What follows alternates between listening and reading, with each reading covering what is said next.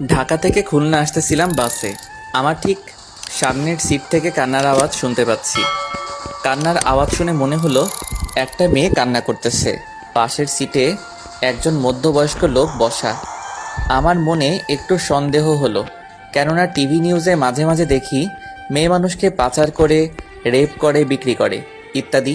আমি একটু ভালো করে কান পেতে শুনতেছিলাম। লোকটি মেয়েটাকে বলতেছে, চুপ কর সেমরি, চুপচাপ বইসা থাক।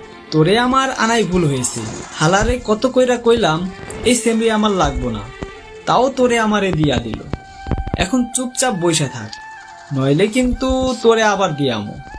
তারপর মেয়েটা আস্তে আস্তে কান্না করতে লাগলো। একটু পর লোকটি আবার মেয়েটাকে বলতেছে, ওইনে যাইয়া ভালো মতো কাম করবি, নইলে কিন্তু তোরে ওরা মাইরা ফেলবে। আর এই বালের কান্নাকাটি বন্ধ কর, নইলে কিন্তু।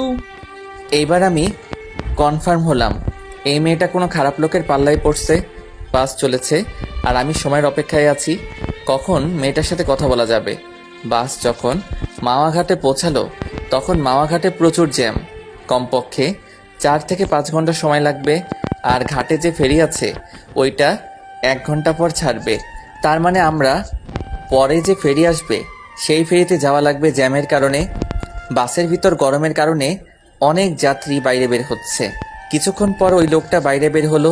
আমি এই রকমই একটা সময়ের অপেক্ষা করতেছিলাম। আমি মেয়েটার পাশের সিটে বসলাম, মেয়েটার দিকে তাকালাম। মেয়েটা বোরকা পরা, শুধু তার চোখটা দেখা যাচ্ছে। চোখটা রক্তের মতো লাল। অনেক কেঁদেছে মেয়েটা। আমি মেয়েটাকে বললাম, কোনো সমস্যা? মেয়েটা মাথা নাড়িয়ে না বলল। আমি বললাম, যদি কোনো সমস্যা থাকে বলতে পারেন।